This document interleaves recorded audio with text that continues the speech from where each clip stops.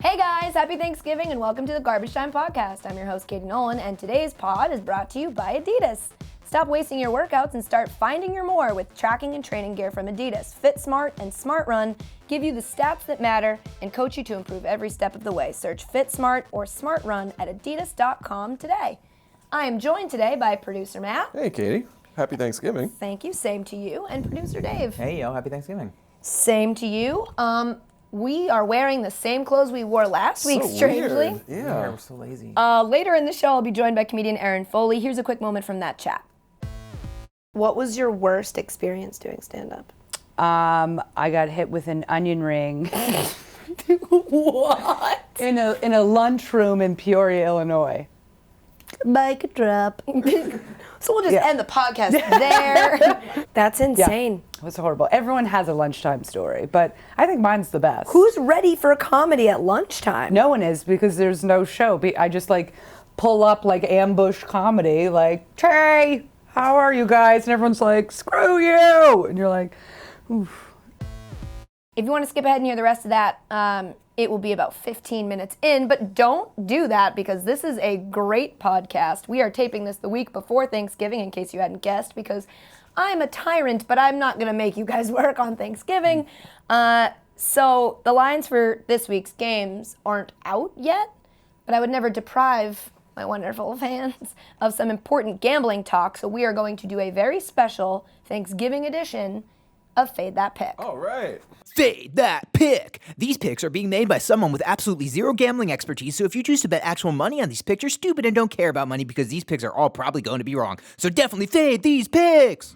Okay, here's how this works, and this is a weird one for me because I've been kept in the dark. My producers are going to give me some info on a few important Thanksgiving matchups, and I'm going to make my picks, but I encourage you to take the opposite of who I pick, also known as fading my picks, because I'm just winging it.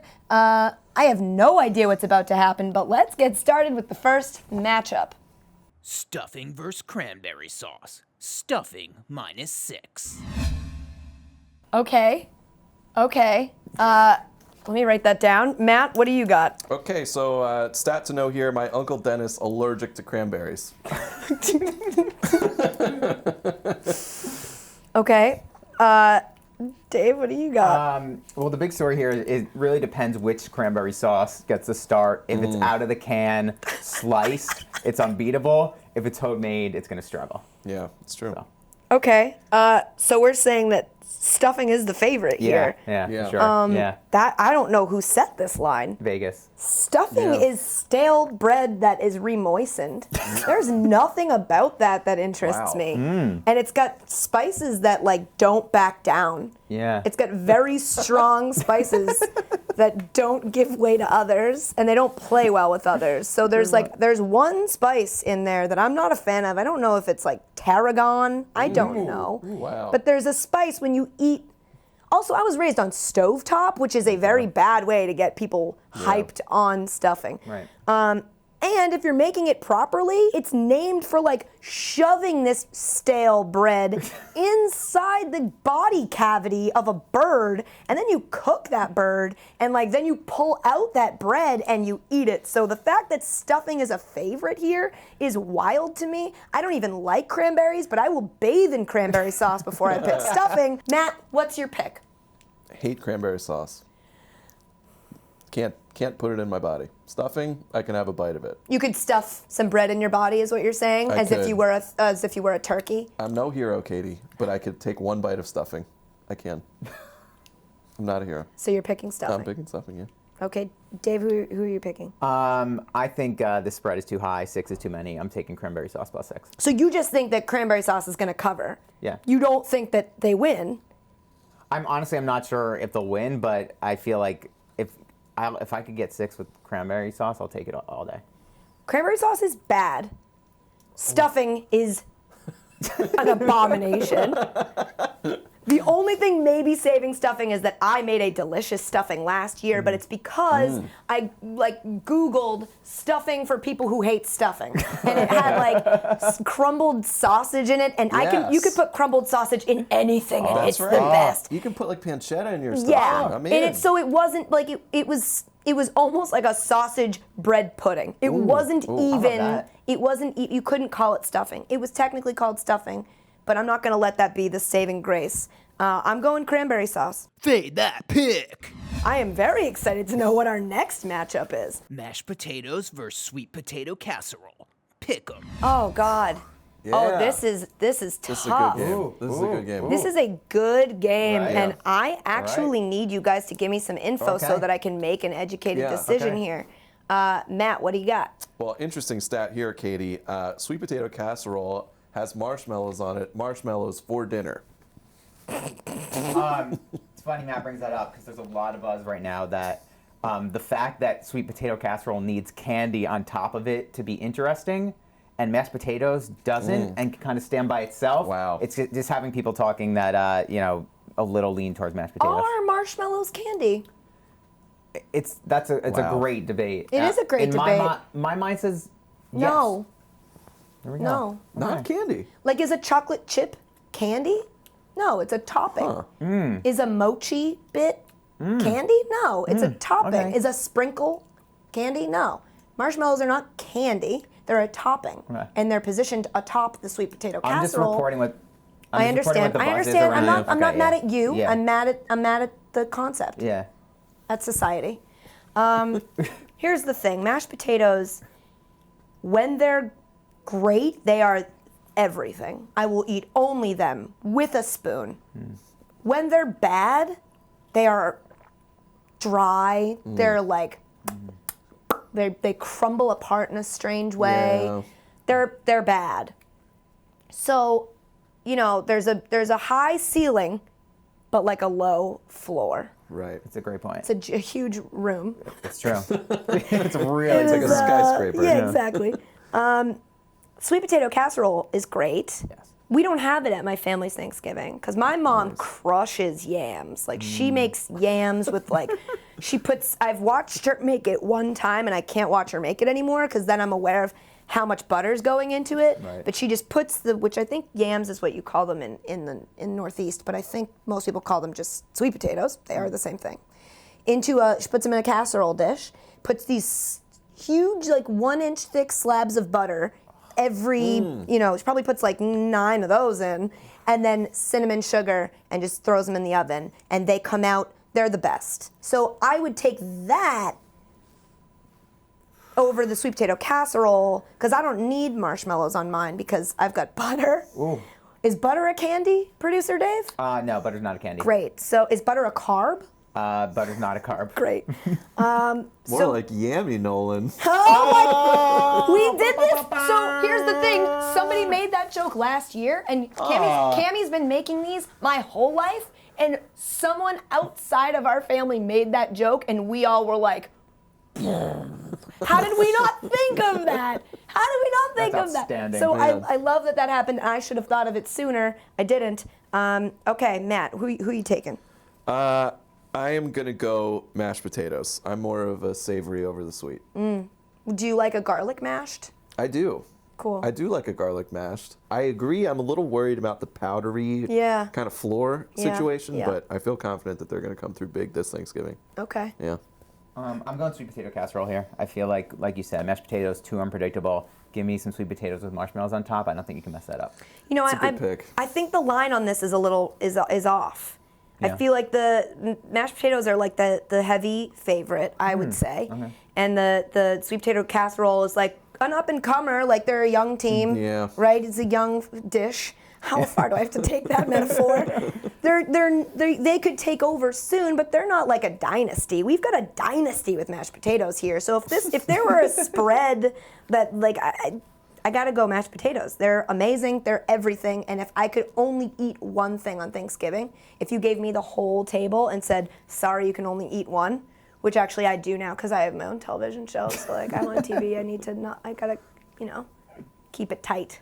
I get it. So I would just eat mashed potatoes all day, every day. So I'm going mashed potatoes. Fade that pick.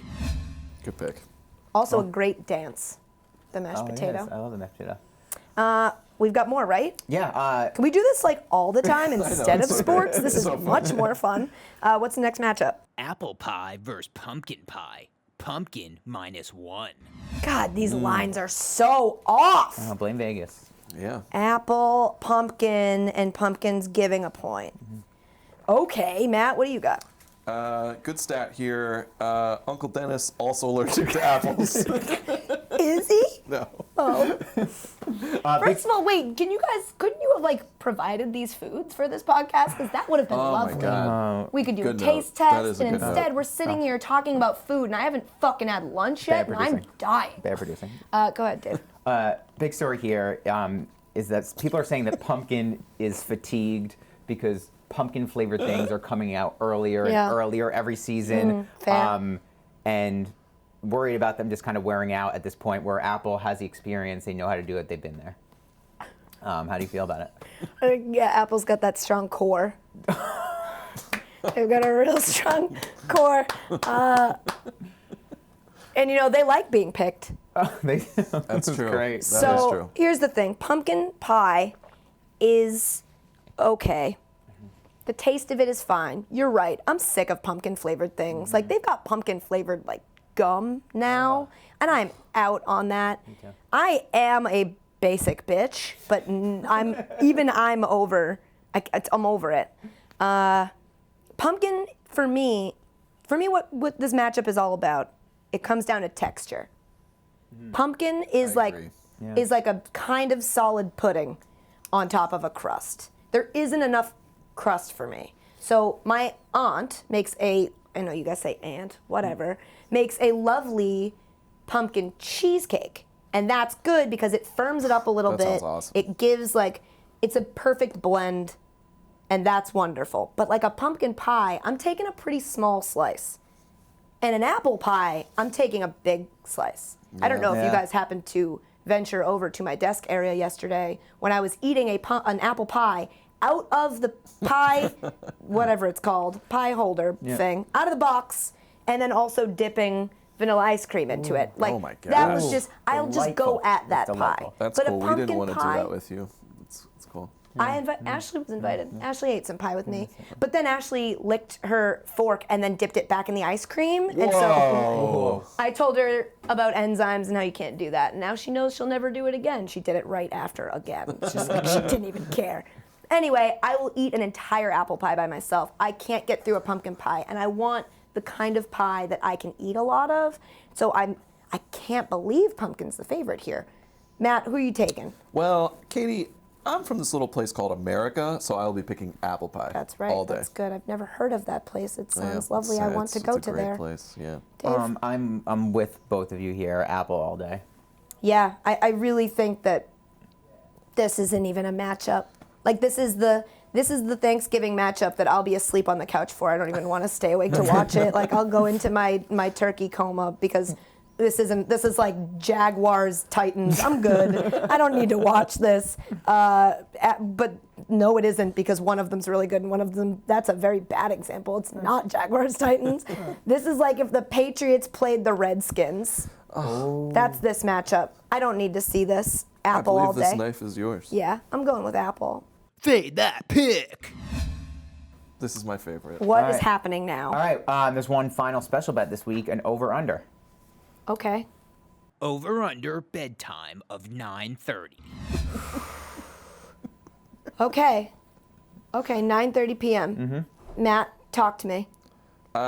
So let's be clear. This is. Are we doing our bedtimes or Katie's bedtime? Let's be clear. To be clear, this is Katie's bedtime. Okay. So. Well, then I need to give you guys the information.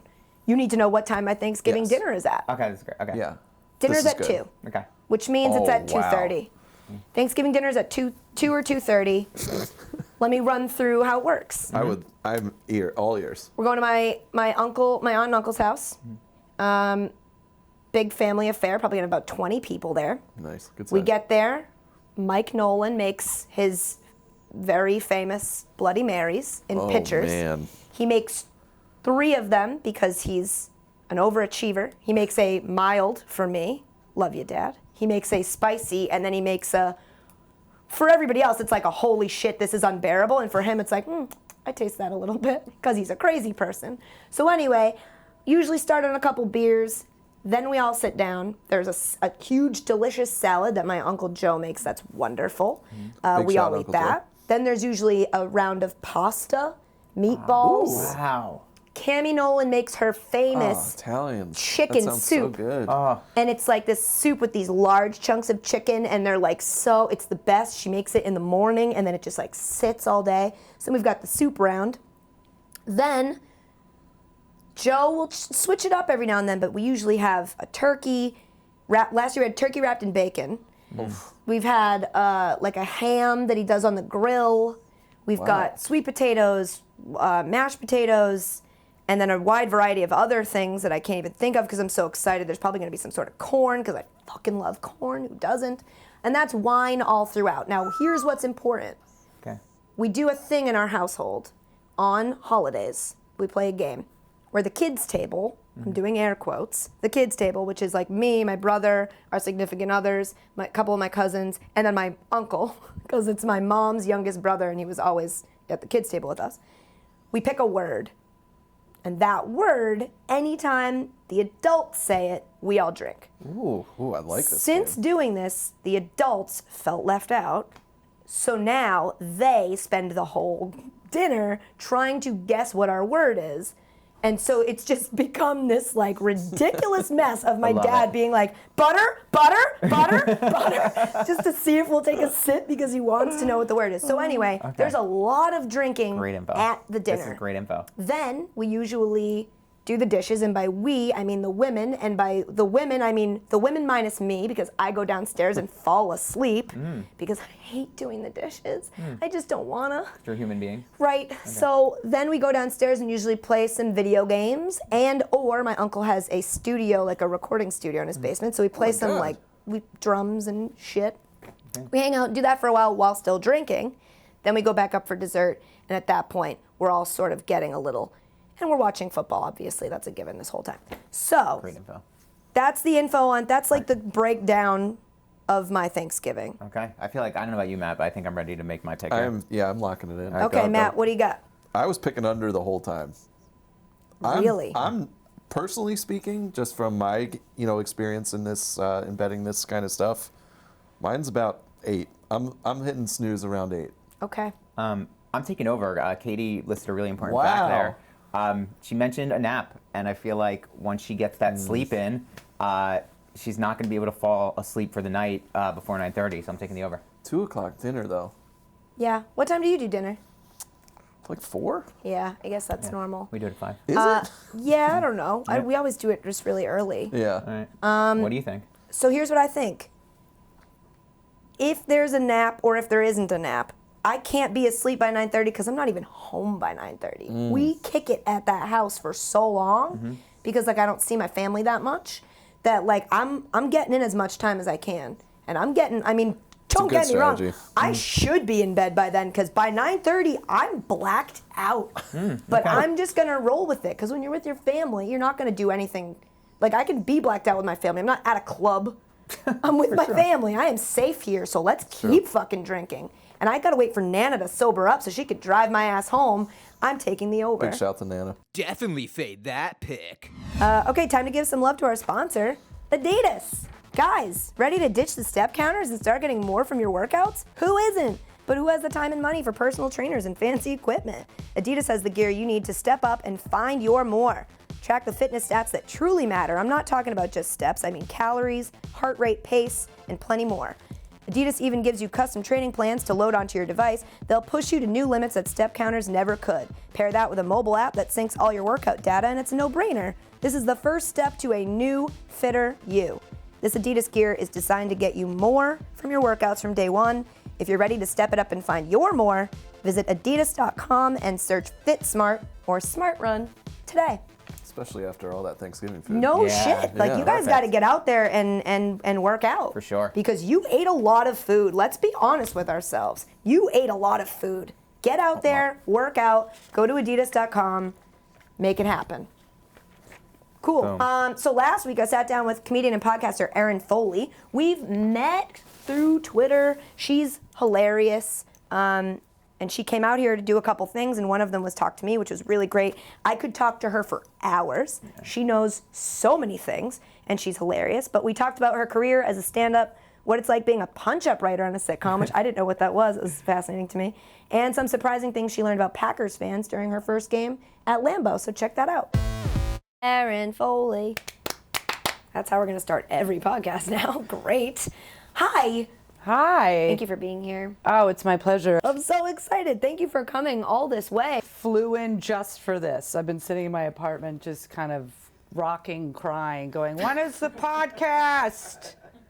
Let's start with, let's talk about your career as a comedian. You've been doing stand-up for how long? I think 56 years. That's I lowballing have it. to. Someone fact check this. Like almost 16. It feels Wow. like I'm just getting started because it takes so long to be like, I'm not going to throw up. I'm not going to throw up. This is fun. This was a great life decision. And then you hit a stride where you're like, this is awesome. How long did it take you to hit that stride? Just last month. And I was like, all right, I'm nailing it. I honestly have to say probably 7-8 years in. That's insane. Yeah. You know, it's funny. You hit like you'll do it 5 years and you think you're like a champion. You know, you're like, just 5 years. And someone's like, oh, you don't know what you're doing. And then you're like, no, I do. And they're like, wait till 10. And then you get to 10 and you're like, oh, I totally get it. And then of course someone's like, wait till you get 25 and you're like, "Brr." But but I do love it. I do love it. It's insanely creative, and especially in Manhattan. I lived in Manhattan forever. Like you just walk down the street and you hear the most ridiculous sound bites of all time. So how do you know to keep going? If you start out and like it took you 6 years to go, oh, this is working. Yeah. That's like, I mean, Well, I've done you that in achieve- relationships, but never with a job. Just keep going. We'll stick it out. It'll get better, right? And Yeah. It doesn't. Yeah. Oh God, how fun are relationships? They're no, just like that's- so easy. Yeah. One right after another. So easy.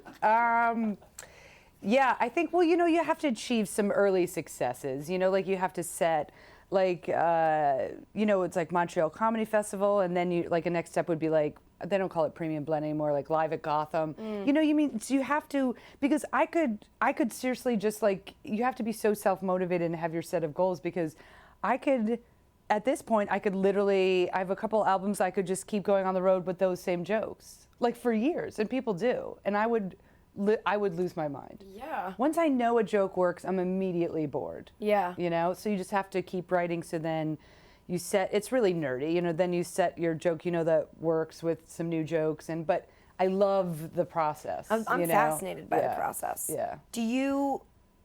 How do you tell the same joke multiple times really well? Because that's just- very difficult for me. Well, you have to, first of all, you have to love it. You know what I mean? Like you can't, like, I think that's why I never write anything that didn't happen to me.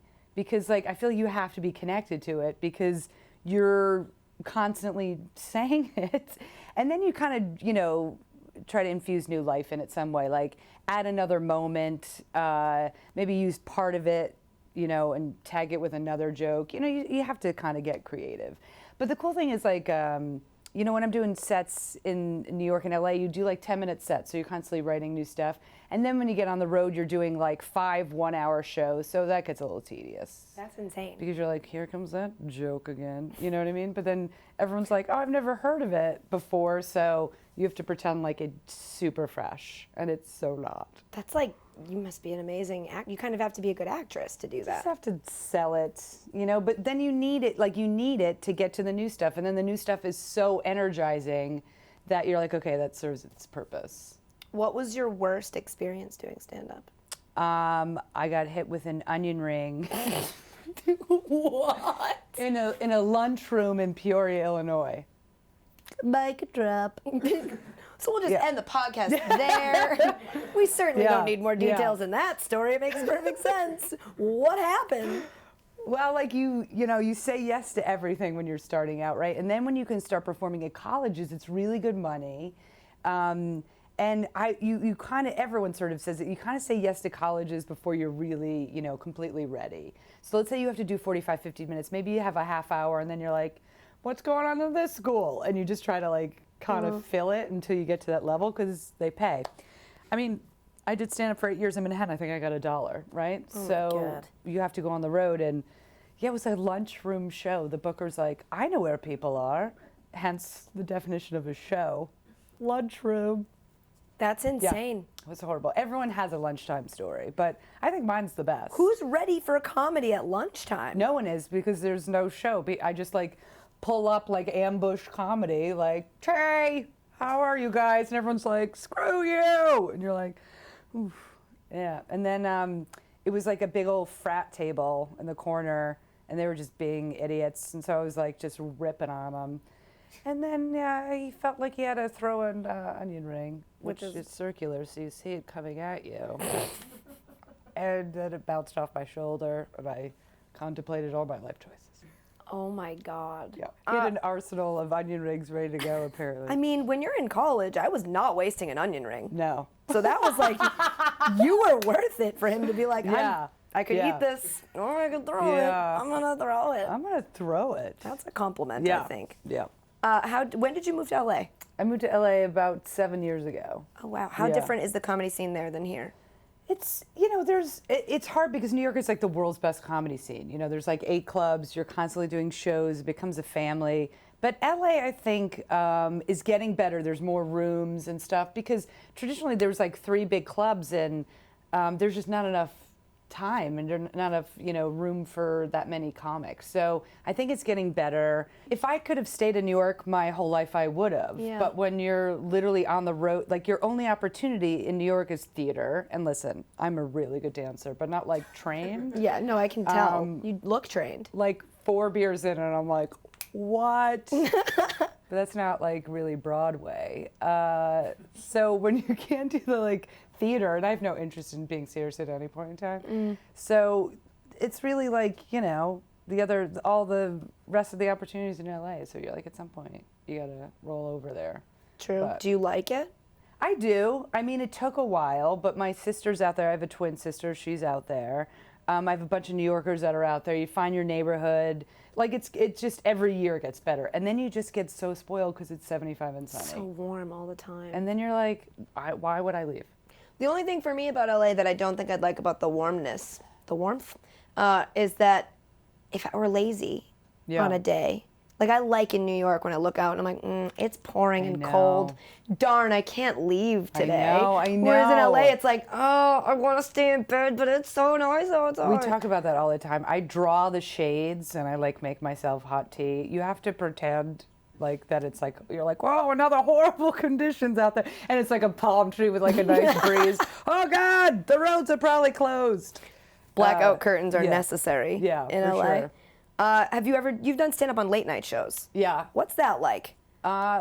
It's one of these things where like you work so hard to get it, and then like I did Conan was my first late night, and I knew a bunch of writers, and it was like the most magical experience until you have to go on. Like right before you go on, you're like, oh my God, this could go terribly wrong, right? Just because it's live and stuff. But then you're right behind these 2 huge curtains, and these dudes are, pulling the curtains. That's their one job, is to pull the curtains. And I guess they've been instructed like not to look you in the eye. I mean, this is for anybody, right? Actresses, and you think it's probably like a lot of divas, right? Like, don't look me in the eye, blah blah blah. I can't even explain it. So they were I was freaking out because I was like, I'm about to do my first late night set, and these 2 dudes are like this, like Just avoiding eye contact totally completely. avoiding me. And I was like, listen, I know you've been instructed not to look at me, but like it's stand up. It's like 5 minutes of stand up, so you're freaking me out. So what are your names? Like it was introducing myself just to calm down because it was so dramatic. But did they keep not looking at you? No, or they did were they fine. give in? They Okay, I were didn't know if this was totally like fine. Buckingham Palace. Like they're like, nope, sorry, can't look at you. Strict instructions, I'll lose my job. Yeah. So that's good. So It's you weird, broke they did them. have uniforms on, just like Buckingham Palace. Well, that's common. Put down your muskets. I'm about to do 5 minutes of stand-up. Yeah, but it was like super stressful. Super weird. Yeah. Why is super that a weird. thing? That's super weird. I think it's like you see all these like LA actors and actresses and they take themselves so seriously. You know what I mean? And you hear those stories all the time of like, that one can't have blue M&Ms in your dressing room, and you're like, what? So I think it's a lot of crap They like taste like I hate that that's always the example that like gets out. They taste the same. Yeah, and They're I not actually Skittles. think green are better. I like the green.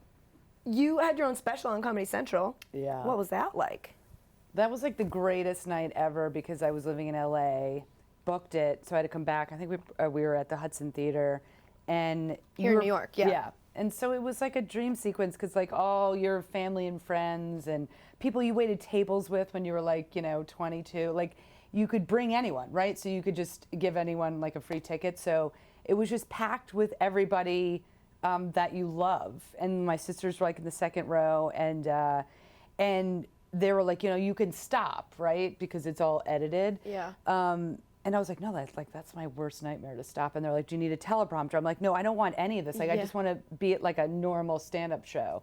And it was fantastic. And I always go on the soapbox, but there's not a lot of women. And it drives me insane in women in comedy. Like, there's fabulous female comedians everywhere. And so there was like 23 people filming it, and there was 2 women. Oh, Jesus. And I got off the stage, and it went really well. It was the greatest thing ever. And I remember the booker was like, wow. Oh, and I was like, fuck him. Oh my God, you would never do that to me. Oh. So that's my only thing. Like, it was a great experience, but I just think there just needs to be more opportunities for ladies, because they're. I just disagree with you on like a fundamental level. But I'll let you have that opinion, but like, fuck women. Although I've got a male voice in my earpiece saying women are horrible. Exactly. But yeah, it was like the greatest. It was like all those gigs that you do. Like my first college gig I remember it was somewhere in upstate New York, and the stage was a large piece of plywood on top of 4 10-gallon buckets. And I was with Craig Robinson. He's great. He's out at the Cellar all the time. And I was like, what? Like, I'm a lady.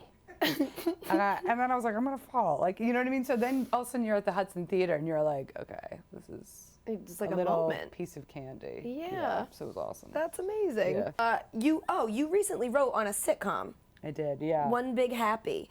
What's that like in relation to like writing your own stand-up? Yeah, it was really fun, and it was also like insanely. Like, I didn't know that world, right? So I had been they hire a lot of stand-ups to do punch-up, where you'll take the script and then you'll just like punch up the jokes, right? You'll add all kinds of stuff. So I had done that before. So someone writes the script. You'll have like a team of writers, right? So they'll have maybe 2 stand-ups come in. It was a 6-episode order, so we came in right when they were probably like about a week before they started shooting. So then you get the script and you're like, okay, how about this? And you have like all these alt jokes, right? Which you're writing by yourself, like in your living room, And then you're in the writer's room and you're like, I don't know, with stand-up you can test out everything. Yeah. And then you're like, oh, that's hilarious. And you're like, maybe? I mean, I have no idea, right? You're like by yourself and you're like, this is so weird. But it's so it's super creative and fun. And then, you have your alts, right? And so this is my job, to provide like backup jokes. Oh my God. So then you're on set, and it's this Hollywood set, and all these famous people around, and they shoot the scene, and the joke doesn't work, right? And so I'm with the jokes that may work. I don't know. Could be better. Like, could be knows? worse. Like, they could be like horrible. No, usually the showrunner will go and be like, pick a couple, whatever. But sometimes everything is just so on the fly. So Liz Feldman, who created the show, and she's a really good friend of mine, we'd always like be doing impressions of her because she did such a good job handling all this pressure. So For a woman, there's only 2 let in a way. So she would turn around and be like, that joke's not working, and you'd be like, ah! Like, because everyone would just be staring at you, and you're like, how did I create another position for myself that's more stressful than stand-up? Like, what am I doing? Dance monkey. It was just like, how about this one, And maybe it would work, but when it worked, it was like the greatest thing ever, because you're like, that's my one and only job. And then I got into the writer's room, like, as the filming went on, so you feel like at least if you contributed in the writer's room, it wouldn't be under so much pressure, when it was live. Yeah. Like, that bombed, but I also did that before. I got that on Tuesday morning. Well, that was great. Everyone liked that one. It was crazy. Sounds like a crazy experience. It was crazy. Lots It of was really pressure. cool, though, because I didn't know that world, Yeah. So it was cool. You also have your own podcast. Yeah. Sports Without Balls. Sports Without Balls. Which is how I found you and fell in love with you because you know so much about sports, again, for a woman. But it's like very interesting. It's a great listen, and you just are such a passionate sports fan, which is strange to me that you're in LA, because I feel like, and I could be wrong, that in LA it's harder to find people that love sports. I think that's why I started the podcast. I would trap people at parties, and they would be like, well, I just had this audition, and I was like, what about my Giants? And they'd be like, what are you talking about? What is a Giant? Even LA sports fans, like, they're like, they're not, I don't know, I can't really blame them. I think it's like East Coast insanity. Like, I'm not like, if you're in New York, you can't stand like Philly, Boston, whatever, but I'll take Philly and Boston fans over anybody else because they're just so passionate and nutballs, So I always wanted to bring that like insanity. Like, I was like, when it's so fun to like just get really worked up about whatever it is you're talking about sports-wise, and they're just like super chill. Was it the World Series this year that you couldn't watch because you were on? I was on a cruise. Mm-hmm. I was on a cruise ship with 2,900 gay men, which are the best cruises of all time. And is that just a Cuba Gooding Jr. movie? I think it is. This is the plot of a Cuba Gooding Jr. movie. Yeah, so I watched, 180 games. This is the first year I played fantasy baseball, so I was out of my skull. Oh my God. Then I watched the playoffs, and then I get on the cruise. Why were you on this cruise? Oh, it's like the best paid gig ever. Really? I'm working for this company for like 6 years. It's like Atlantis Events, and you go to like Italy, and well, this one went to Mexico. Still fun. And so you get a big fat paycheck, and you do 2 shows, and you hang out with gay men and dance every night. That sounds amazing. It's like the greatest thing ever. Sounds amazing. But we were gender profiled, as I screamed out when I put on the World Series, and Ant-Man came on. Ant-Man, followed up by Pitch Perfect 2. And I almost threw myself off the cruise ship. I would have. Yeah, and I was like, we're being gender profiled just because it's a gay men boat. You didn't buy the World Series. And everyone's like, no, that's not true, whatever. And then I was like gonna round up all these guys to complain, and I couldn't round up anybody. But do gay men love Ant-Man? That's what I was like, why is there Ant-Man on? Like, it just made me laugh because I was so angry, and then it was Ant-Man. Right. And also, Pitch Perfect 2. Yeah. Nah. Not as good as the first. No. I don't know why I like that first one so much. I hated it. And I felt badly because everybody loved it. It's so cheesy. And I hated it. It grows on you. Then you're does. like, I can watch it again. It's midnight. It didn't grow But on yeah, me. so I watched Ant-Man, and then the second port, we didn't leave till like 1 in the morning. It was Puerto Vallarta, and I found a Mexican bar that had the game on it, and I watched, it was like game 3 with like 6 Mexican waiters. I watched all the games with 6 Mexican waiters. That's just my crew. That's my squad. That's your posse? Hashtag squad goals. I just hang out with 6 Mexican waiters at all times. Yeah, that's awesome. That's a good posse. It's pretty fun. Yeah. We don't understand each other at all, but they say what sound like very nice things about me when I'm in front of them. Yeah. So, okay, now that we're talking sports, we both just recently discovered this, and like I said, I tried to cancel, but I couldn't because you're already flying out here. So you're a Giants fan. 5-5. Listen, we could be 8-2. We could be 7-3. We like to keep a low profile during the season. So and does like then your whole division, just though. beat So the you're good. Patriots. Yeah, That's the only thing we do. You did almost do that. Yeah. You didn't, though, to be clear. Well, I mean, I was talking about the Super Bowl. Right. No, I was talking about like now. I don't live in the past. Like this Not weekend. living in the past. This weekend. I really thought for a moment we were going to do it, and then I was like, who am I kidding? I knew Brady was going to come back and pull something out of his butt, and they were going to kick I was driving from Green Bay to Milwaukee, and I was like, "Ah!" Like I just hit it. Like I just got so angry, I just hit the radio, and I was like, it's regular season, calm down. Thank God everyone in our division is, I think, a JV squad. I think they're putting JV squads out. Bradford could sneeze and dislocate his whole body, so I feel like we're safe. I was at that game this weekend in a box, not by choice. I wanted to sit with the normal people because it was all Giants fans, and I wasn't supposed to be there cheering for the Patriots. So at one point I'm like, this is going to be really awkward when everyone in this box who's been drinking for free all day turns on me and is like, bitch, we won. So I got very nervous, and then luckily we won. So I don't know if you heard, but the Patriots won. So then like I turned around to like all these grown ass men, one of which I was told was the president of American Express, but like everyone says they're that, so I didn't really buy it. I'm the niece of the president Yeah, of American exactly. Like Express. whatever. And when the Patriots won, I was like, "Yeah, suck it!" And they like immediately just filed out of that room. Like, who is this crazy person? But that was an awesome game. It wasn't close. It was, honestly, being a like lifelong Giants fan, you have to find victories in losses. And to me, I was like, we should have won. Yeah. So it was like a victory. So it's like we tied. How do you feel about Tom Coughlin? I need his face to get redder during the games. I don't think that's possible. I love Tom Coughlin. I swore it was like the 2006-2007 season where I was like, get him out, he's the worst. And then he had like a team meeting, changed the whole tune, like changed his style, and I've like loved him ever since. I mean, there's been some interesting decisions this year a little bit, but I am a fan because we've never had, like, since I was a little kid, the only consistency we ever had was like Phil Simms and Parcells, and so it's been this like, I like when teams stay together. I love that Manning's been there forever and Coughlin's been there for, like, everyone, you see all these teams and people blow in and blow out, and then they're like, why are we consistently losing? I think that and Belichick and Brady, like, they're champion combinations. As much as I just threw up when I said that. I love that you said that. We're going to cut out the part where she says she threw up, and we're going to, like, make that Erin says that the Patriots are the fucking best ever. That'll be the headline. I don't think I... All the clicks will happen. Said that Every click. Specifically. He did. I think that's true, though. I mean, I think when you find a combination that works...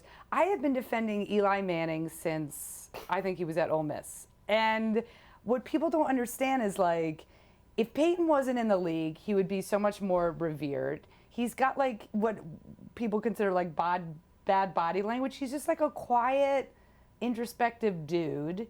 And does sometimes he look like he's crapping his pants every play? Yes. But he's gotten us 2 Super Bowls, and the dude has not missed a game. So I'll take it. I'm a huge fan. So wait, you said you were driving from Green Bay to Milwaukee, or Milwaukee to Green Bay. What did you go to? Did you go to Lambeau? I was performing at like this Kohler, this really cool, like, beautiful resort. They hired like a bunch of comics, and we're like, sure. There's a beautiful resort In Kohler, Wisconsin. Okay. Didn't even know Kohler existed until Friday. So you fly into Milwaukee. Kohler's about an hour away. And when I was looking at the map, I was like, Green Bay is an hour away from Kohler. Green Bay was home. And I was like, oh, I'm going to the game. When am I going to be in Lambeau Field? Have you ever been? No. I'm dying to go. And it was, first of all, 60 degrees. I was sweating because I was bundled up for, like, frozen tundra. Yeah. Did I check the weather? Nope. You hear Green Bay, you're like, it's going to snow, so let's get ready. But it was an awesome experience. Everyone was so nice. Like, you hear, like, great fans and stuff, but when I'm telling you, I was, like, befriended with this family was sitting in front of me because I was by myself, and they were like, where are you coming in from? Time out. I love that you went to a game alone. Yeah. That's amazing. Yeah, I was like, I'm going to go. Like, no, I asked a bunch of those comics who I didn't know really well. They were super nice dudes, and they're like, oh, no. And I was like, I'm going. I rented a car by myself, drove up, and I was like, doo-doo-doo, got a ticket on StubHub, had the best time. That's awesome. It was really fun. God, I get nervous like going grocery shopping by myself. I get very like, am I doing this right? Like, to be a non-Packers fan at Lamp, that must have been really cool. It was really cool. And you'll appreciate this as a crazy, like, intense football fan too. So the Lions did their best to provide Green Bay with a win. I've never seen 2 missed field goal or 2 missed point after attempts, which is like a mini field goal now. That was the stupidest rule ever.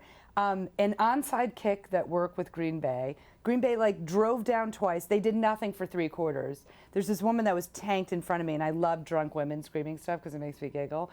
And like dudes, you're like, oh, whatever, a-hole. But women, you're like, you're a hot mess.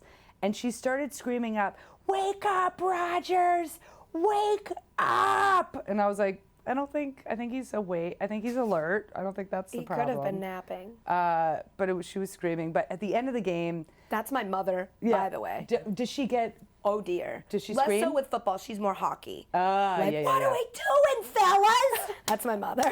Is she a Bruins fan? Oh, huge, yeah. like Okay. season ticket holding That's awesome. Bruins fan. That's awesome. I love that. She's a nut, and I love it. But anyway, so you're at Lambeau. They lost. So they lose to the Lions. Lions haven't won in Lambeau since 1991. Yes. I had no idea, but they were putting it on every screen, and I was like, Why would oh, they- okay. Why would they remind you of that? And, you know, the intense rivalry is Bears, Packers, but Lions are just right there.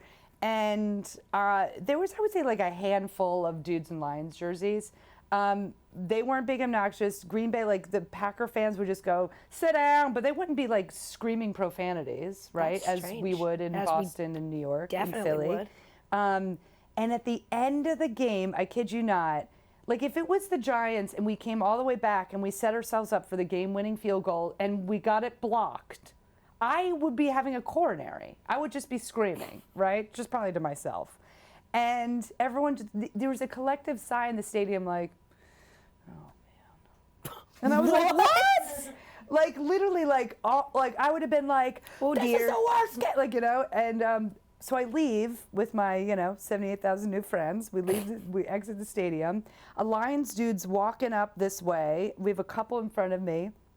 The Packers fan goes, "Hey, good game, man." No. And I was like, where am I? Where am I? What? Like, there would be a stabbing if it was Giants Eagles. Like, or, Oh yeah, it would be you know like what I mean? It would good be game, like- and it would actually instead of a hand, it would be like a shiv. Shiv or whatever. Yeah. Exactly. Oh my God.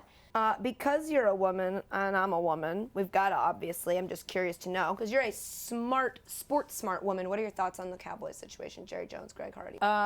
This is a safe space. You can say whatever you think. One word, sinkhole. I want the entire, I want the stadium and everybody in it just to fall into a sinkhole. Which probably is never affected to by be the fact that found. you're a Giants fan. So this could maybe affect it. The thing is, it's very difficult these days as a woman, as an insane sports fan, as a woman, to look at these pigs, like, and Greg Hardy was already super pig. And then they're like, here's more money to be even more of a pig. If you didn't know anything about him and you just looked at his face with that, Oh with my the God. black and those four things, you'd be like, oh, he's a psychopath. I'm like, oh, he calls himself Overlord Kraken? He's definitely well adjusted. I don't even, just based on these tweets for the last week, I just think he to me is the most sickening, because Ray Rice, obviously that was a horrible, beyond horrible, but Ray Rice has done everything right. Since that moment, he has gone above and beyond to make up for that, what I truly believe is probably the worst moment of his life. And Greg Hardy has done the opposite. And yet Greg Hardy got a bag full of cash and he can play every week. And it's disgusting. And it's teaching, what I feel like is it's teaching athletes, like, hey, if you do this thing, deny. Because if there's no video, Yeah. you can just keep playing and we'll all go, well, you don't know that it happened. Yeah. The only person who's like actually suffered from any of these domestic violence incidents is the one guy who got caught on camera because he couldn't go, Yeah. oh, I didn't do it, Yeah. and keep playing. It's so, and then like the pictures of like the bruising came out 2 weeks ago, and I love how people were like, oh, now that's outrageous. How about the report that was like, I beat her up on a bed of assault weapons? Futon. That That's was my favorite. It's a futon. Like, dude, you make a lot. Why do you have a futon? No one's comfortable on a futon. Buy a bed or a sofa, but don't have a futon. Okay, that's hilarious. If you can have 9 assault rifles or however many Yeah. it was, you couldn't afford a fucking that's couch. like doubly uncomfortable. Yeah. Sitting on an Yeah. assault weapon on a futon. The only way I think you could make a futon more uncomfortable is to cover it in assault rifles. Like, he found a way. But he'll And get then a you have like contract. Winston, and then you're like, well, you're beyond unlikable, and you just only hope he like. It's not like I'm not. I want these guys to behave properly. It's not like I'm not. I have no connection to Tampa Bay. I can't stand him, but I want him to get better. Like Yeah. I want him to go on a good Right. path. That's why the Jerry Jones side of the Greg Hardy thing infuriates me so much, because when they signed him, they're like, we're gonna make sure that he gets Yeah. the help he needs. No, you're fucking not. Not at all. Because they're afraid if they help him and his anger issue, that he'll stop being so angry on the field, which is what makes him really good. So no one's helping Yeah. him. Anyway, any of these guys, like even even with this concussion and just like basic injury, it's this war mentality of like, you just get back out there. And is any player going to step up and say, like, as a man, and how they're supposed to be like the larger than life, tougher than everybody else, and be like, I'm having some like mental health issues. Yeah. Like, I feel like we're bred in this culture that that's not a safe space for men. Yeah. And yet we want them to be warlords on the field and then check it out the door and everything's going to go really well at the Olive Garden. No, it's not going to go well. Nothing ever goes well at the Olive Garden. Really. We're going to do what we do at the end of every podcast now, called the Garbage 10. I'm going to ask you 10 really weird random questions. And you're Pass! Gonna give me answers. Okay. Great, nailing it. Number 1, what was your first AOL screen name? Funny lady with a Ladee. Embarrassing. I can't believe I just said that out loud. Number 2, ranch or blue cheese? Oh, ranch. Yeah. I thought you were going to say blue cheese. I can't, that stank of no, pass. I'm with you. What was the first concert you ever went to? The Rolling Stones, which sounds cooler than it was because I didn't really know them. And I was like, I'll go. And now I'm like, that was like history. That's amazing. Followed up by Milli Vanilli. What? That's the second person on this podcast to say they've been to a Milli Vanilli concert. Did you get reimbursed for it after all the... Dear Millie, send me $1.65. What? Who's your favorite Ninja Turtle? I've never watched. I honestly What? have never watched Ninja Turtle. The one with the mask. Nailing it. Orange, purple, blue, or red? What are their themes like? Well, so the orange one really likes pizza, and he's got nunchucks. Purple is Donatello. He has a staff, not Okay, of people, there, but like done. a stick. Donatello? Staff. Great. Yeah. Glad we could figure that out together. This will help you in your life. Do you put ketchup on top of your fries or on the side and then dip? All over. I like to pull my hair back and get in real deep with ketchup. What's your guilty pleasure television show?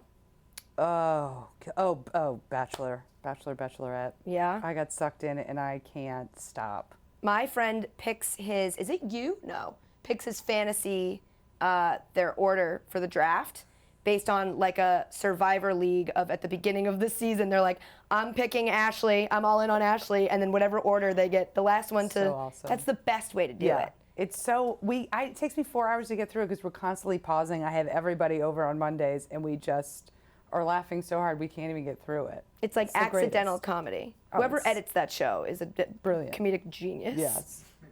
Where are we? Do you floss before or after you brush your teeth? I've never flossed in my life. Just kidding. I think during.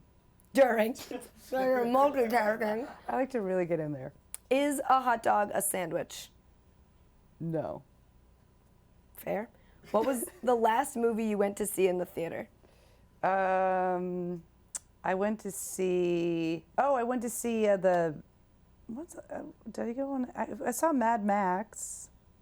That was really good. Did I say something after that? You know what it is? I just saw Spy like 3 different times because I'm obsessed with that movie. But I don't think I saw It was it in a the good theater. movie. It made me laugh so hard. It was funny. I literally was like, this is the greatest comedy maybe of all time. Ever. I was crying. But yeah, probably Mad Max, which was awesome to see in the theater. Yeah.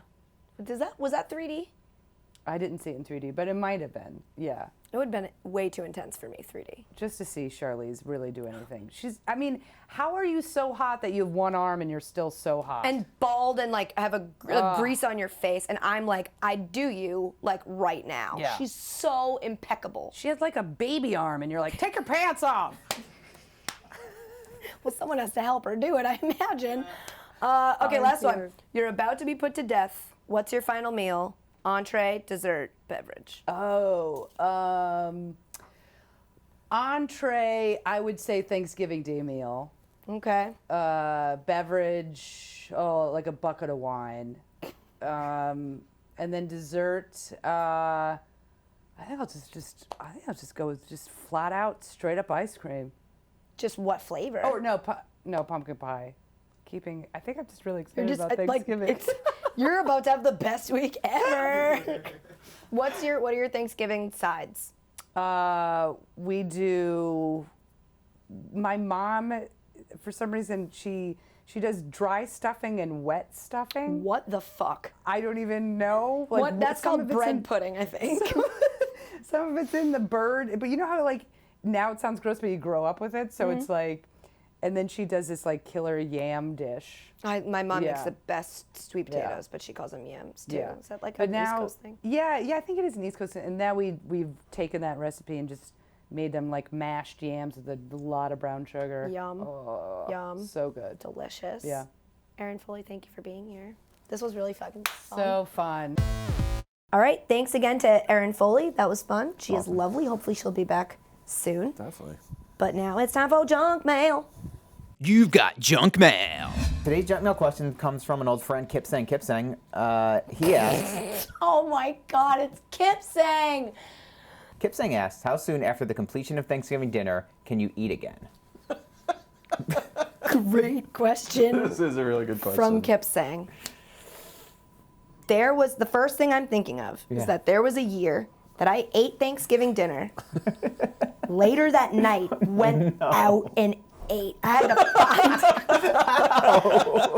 had to find a bar that was open and serving food. my God. And it was gross, bad food. But I got hungry because I stretched my stomach out at Thanksgiving. And like I just told you, we eat dinner at 2. So like, I could get hungry again.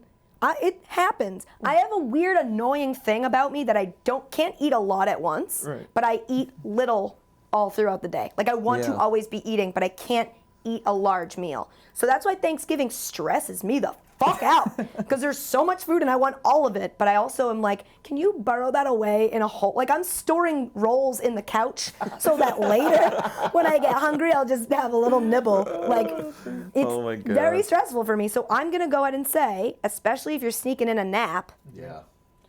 are we counting dessert as the end of Thanksgiving No, dinner? dessert there's is a part break of it. between. Yeah, but then so there's a break of like an hour or two before dessert. So are we saying from the end of dessert, how long after that can I Yeah. eat again? Yeah. 3 hours. Wow. I know. So that's like what, 4 or 5 for you to 7 or 8? Yeah, I could eat. 7 or 8? Yeah. I'll eat again at like 8 or 9. Yeah. Amazing. Not saying I'm gonna eat like another Thanksgiving dinner, but It's like, I'll eat. there's like mashed potatoes left. Like, all right. Oh yeah, Sure. I'm in them. Yeah. See, I'm like noon the next day. Like I'm too stuffed that like I'll wake up and not want breakfast. Yeah. But then you'll make that like I'm a big fan of making the sandwich. Yeah. With that is the turkey nice. and the stuffing and the cranberry sauce. The and the 3 things you gravy. just mentioned are like my 3 least favorite I things know, about but that Thanksgiving dinner. I love it. I Hungry. know. I'm starving. All right. But it's weird for me to imagine that there's food in a room and you're not eating it. That's just how I You, roll. producer Dave, are Yeah. such a grazer. If someone's Jay Grazer over here, when there's food, Dave is eating it. So it's weird for me to think you'll take a break from food, but I'll take your word for it. I'll trust you. Matt, what's your answer? How long is a vine? Once one vine is over, I'm back in. Do you loop it? Just one? Yeah, just one. 12 seconds? You 9 like that. seconds? You like that. I'm back in. I'm back in. You like these mashed potatoes. I did I'm like already those. in. I'm going to get more. Yeah, that's right. I love it. Cool, that was junk mail. That was junk mail. This is fun, Yeah, huh? this is Yeah. really fun. That's it, everybody. That's our special Thanksgiving podcast. What a fun fucking podcast that was. So fun. We will be back next Thursday. I hope you all enjoy your Thanksgiving. Thank you for spending, an hour of it with us on this podcast. thank you. Maybe someone's like playing this at their Thanksgiving dinner, in which case, hi, Grandma. Hi, Mom. Make sure to subscribe on iTunes, you guys. Rate this podcast. Leave a comment if it's 5 stars and if you want to say something nice. Otherwise, what did your mother teach you? If you don't have something nice to say, don't go on the internet. Or listen on SoundCloud or Stitcher, however you like to listen to podcasts. We're happy to bring this to you that way. Big thanks again to Aaron Foley for coming out here and chatting with me. Thanks to my producers, producer Matt. Thank you, Katie. I'm thankful for you this year. Oh, stop it. I'm thankful for you. Oh, sweet. I can't top that. Producer Thank you. Dave? I'm also thankful for both of you. I'm also thankful for you. This is so romantic. And Yeah. I'd say producer Kirk, but he's not here, so producer O'Toole. Wow. Thank you. That's it. Happy Thanksgiving, everyone. Go eat food. It's time for your second That's right. Thanksgiving Dive meal. in. Bye, guys. Love you. Mean it.